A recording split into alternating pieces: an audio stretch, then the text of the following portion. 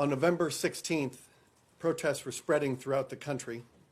In Maushar, a city in southwest Iran, a number of Iranian demonstrators blocked a road. The State Department has received videos of what happened next. Without warning, the IRGC opened fire on the protesters, killing several people. Many of the protesters fled to nearby marshlands to escape. The IRGC tracked them down and surrounded them with machine guns mounted on trucks. They then sprayed the protesters with bullets. Between the rounds of machine gun fire, the screams of the victims can be heard.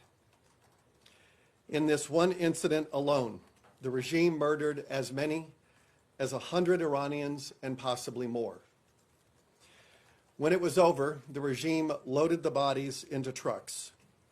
We do not yet know where these bodies went, but we are learning more and more about how the Iranian regime treats its own people. We have seen reports of many hundreds more killed in and around Tehran, and as the truth is trickling out of Iran, it appears the regime could have murdered over 1,000 Iranian citizens since the protests began.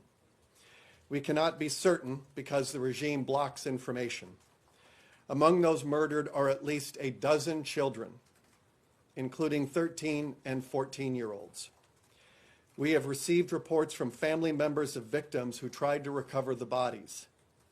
The authorities demanded that the families first pay the cost of the bullets they used. In many cases, authorities would not hand over the bodies until their family promised not to hold public funerals.